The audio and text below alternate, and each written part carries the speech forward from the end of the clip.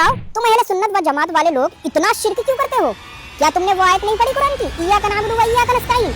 मतलब अल्लाह के सिवा कोई मददगार नहीं। अब तुम दूसरों से गैरुल्लाह से मदद मांगकर शिर्क करते हो, यानी कि तुम लोग मुशरिक हो। हर बात को शिर्क बोलना आपकी पुरानी आदत है और मैं दावे के साथ बोल सकता हूँ कि आपको शिर्क का मतलब भी नहीं पता होगा। तो सबसे पहले समझते हैं हम कि शिर्क कहते किसको हैं। तो शाह अब्दुल हक मुहद्दिस दहलवी रहमतुल्लाह अलैह अपनी किताब अशियतुल लम्हात में जिल्द 4 और पेज नंबर 272 में ये लिखते हैं कि शिर्क की दो किस्में होती हैं, शिर्क जली और शिर्क खफी।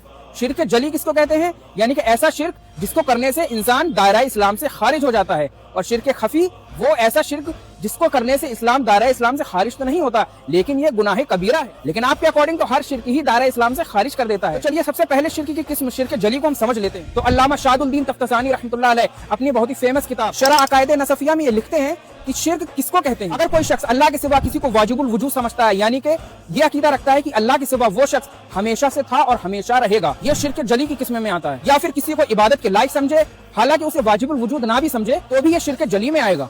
या फिर कोई अल्लाह के सिवा किसी को वाजिबुल वजूद और इबादत के लायक दोनों ही समझे, ये भी शिर्क की किस्म में आएगा।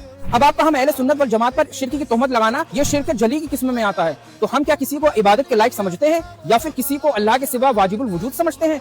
ऐसा तो बिल्कुल नहीं। नबी करीम सल्लल्लाहु तआला अलैहि वसल्लम मुस्नद अहमद की हदीस नंबर 23630 में इरशाद फरमाते हैं कि मुझे मेरी उम्मत पर शिर्क का खतरा नहीं है, मेरे बाद मेरी उम्मत शिर्क नहीं कर सकती। मुझे अगर किसी चीज का डर है तो वो फितने का और रियाकारी का डर है।